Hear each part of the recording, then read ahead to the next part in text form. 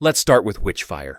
It's one of those games that makes you feel like an absolute badass. You're not just blasting enemies with guns, though the guns are fantastic. You're combining that with spellcasting. It's like Doom met Dark Souls, and decided to throw in a pinch of Harry Potter for good measure. You're weaving between foes, firing off rounds, dodging attacks, and unleashing devastating magical abilities. It's fast, fluid, and so satisfying when you get into the rhythm. The combat has this amazing flow to it. It's not about running and guns blazing. Okay, maybe sometimes it is, but about learning enemy patterns and figuring out how to counter them. Every encounter feels like a little puzzle you're solving in real time, and when you pull it off, you feel unstoppable. What's cool is how it gives you the freedom to play your way. Are you a long-range sniper kind of player? Go for it. Prefer getting up close with devastating spells and melee attacks? You can do that too. The weapons and abilities are varied enough that experimenting feels rewarding, and I found myself switching up my style just because I wanted to try something new. And let's not forget the enemies. These guys aren't your average cannon fodder. They're smart, relentless, and creepy in the best way possible. Some of them will straight up hunt you down, while others require you to think on your feet to take them out. The first time I ran into a particularly nasty foe, I panicked, flailed around, and then somehow survived by the skin of my teeth. It was equal parts terrifying and thrilling, and I loved every second of it. Next we have Empire of Ants. It's like stepping into the world of ants, but with the added bonus of strategy and exploration. You're an ant, and no, this isn't some quirky survival game where you dodge giant raindrops and birds. This is about building a full-blown ant empire. You're managing colonies, gathering resources, and battling threats, all while appreciating the surprisingly intricate lives of these tiny creatures. I'll admit I didn't expect to feel this invested in ant society, but here we are. The game does an amazing job of making you feel like a part of this mini-world. The environments are lush, detailed, and just stunning to look at.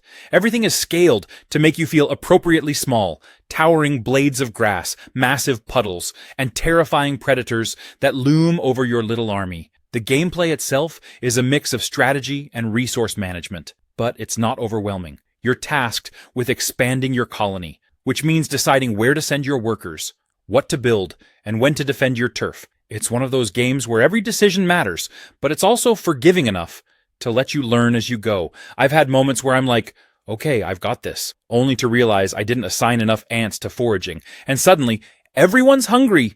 Lesson learned. What I really love is how alive the colony feels. Every ant has a purpose. Some are gathering food, some are defending the nest, and others are just doing their ant thing.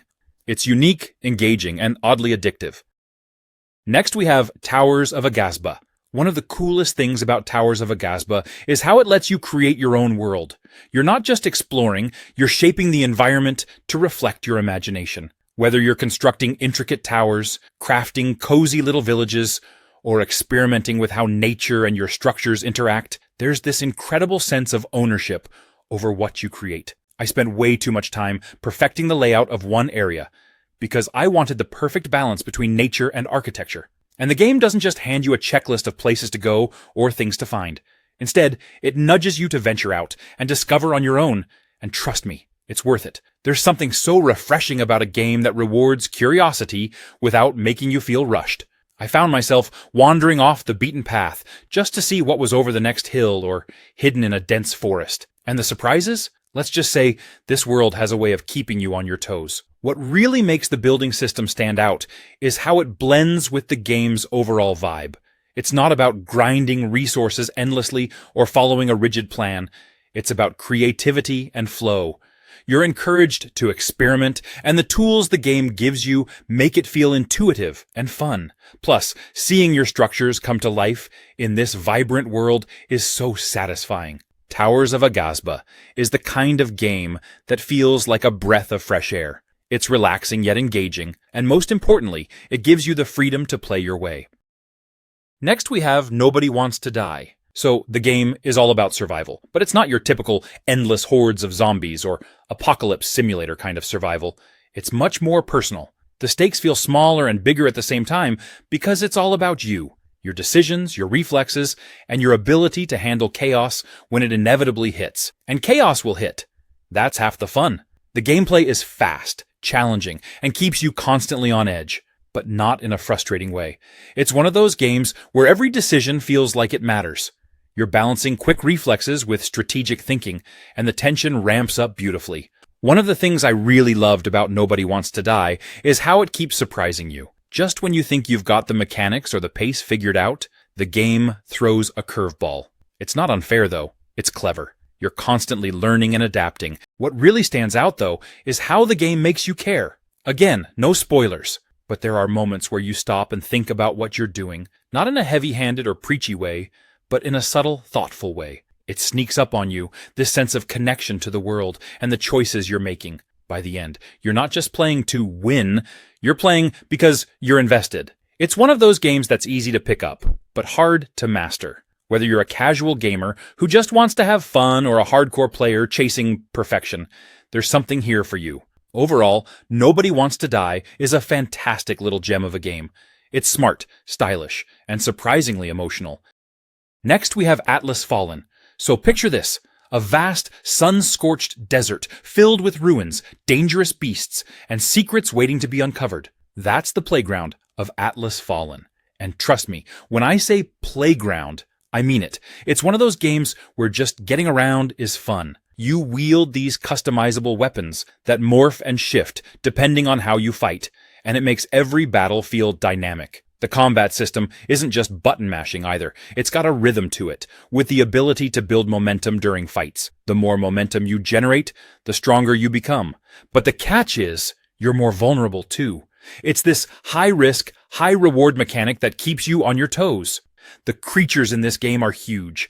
We're talking towering, screen-filling beasts that make you feel like a tiny speck in the grand scheme of things. The design team really nailed that sense of scale, and every encounter with these wraiths feels like a mini-boss fight. It's exhilarating to strategize and figure out how to bring them down, especially when the environment plays into the battle. But Atlas Fallen isn't just about combat.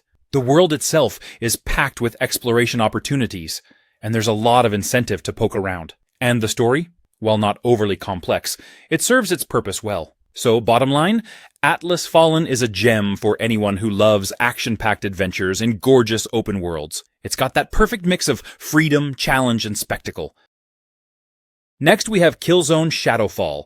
This isn't your typical run-and-gun FPS. Sure, you've got your guns, a satisfying variety of them, by the way, but Shadowfall encourages a little more thought.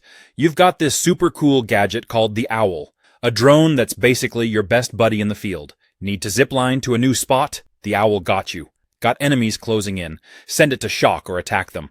It's like the Swiss Army knife of futuristic combat, and I loved figuring out new ways to use it. It makes you feel like a tech-savvy soldier, rather than just another trigger-happy grunt. Speaking of the combat, the pacing is where this game shines. Some missions are heart-pounding shootouts that make you feel like you're in the middle of a sci-fi war movie. Others are slower, almost stealthy sections, where you can really take in the world around you. It's a nice mix that keeps things fresh.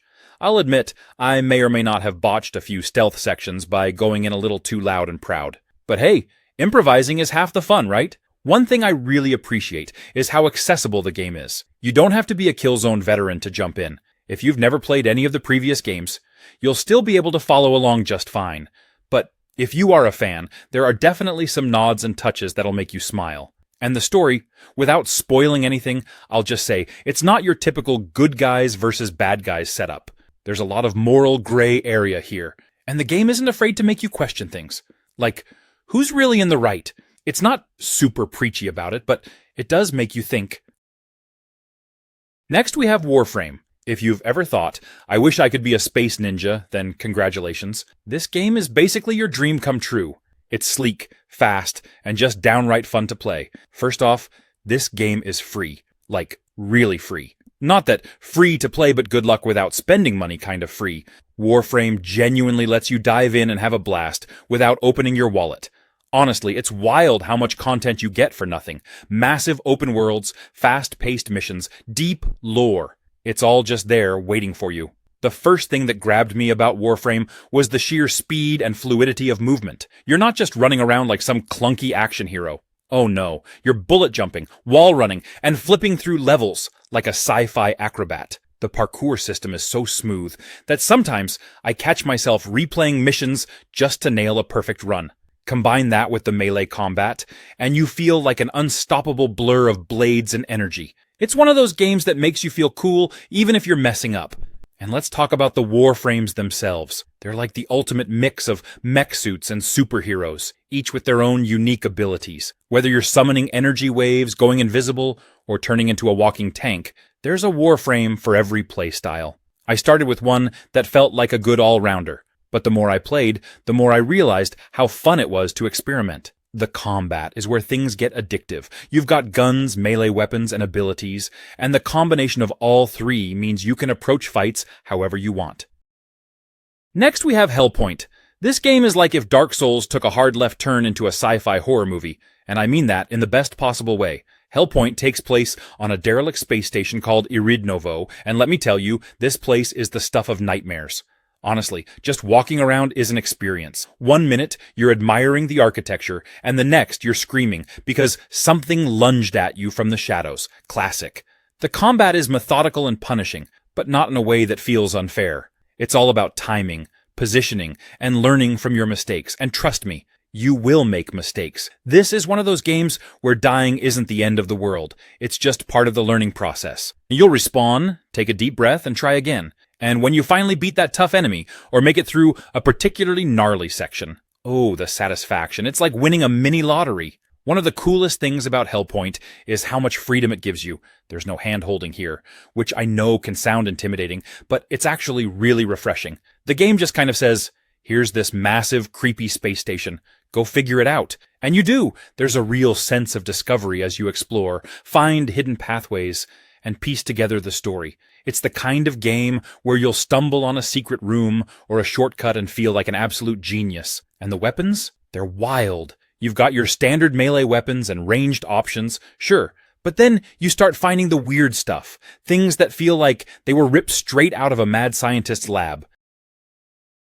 Next we have Chorus. From the moment you boot it up, you're hit with this stunning universe full of swirling nebulae, glowing space stations, and massive starships that make you feel tiny in the best way. You play as Nara, a starfighter pilot with a mysterious past, and your ship, Forsaken, is your partner in crime, or redemption, depending on how you look at it.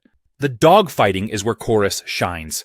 It's not just about shooting lasers at enemy ships, although you'll do plenty of that, and it feels amazing. It's about speed, precision, and pulling off these crazy, physics-defying moves that make you feel like an absolute ace. There's this one move where you can drift in space, spinning your ship around to take out enemies while still zipping forward, and every time I pulled it off, I felt like the coolest person alive. The controls are tight and intuitive, but they also make you work for it. You're not going to master the advanced maneuvers right away, and that's part of the fun. There's this awesome sense of progression as you get better and start chaining moves together in combat. By the time you really hit your stride, you're taking on waves of enemies like a one-person fleet, and it's so satisfying. Another thing I love about Chorus is how it gives you a sense of freedom. The game isn't open world in the traditional sense, but there are these beautifully designed areas you can explore between missions. Whether it's helping out stranded civilians, uncovering secrets, or just flying around to soak in the scenery, there's always something to do. So, bottom line, Chorus is an absolute gem. Next we have Outriders. Whether you're here for the epic loot, the over-the-top combat, or just to blow stuff up with your friends, Outriders delivers on all fronts.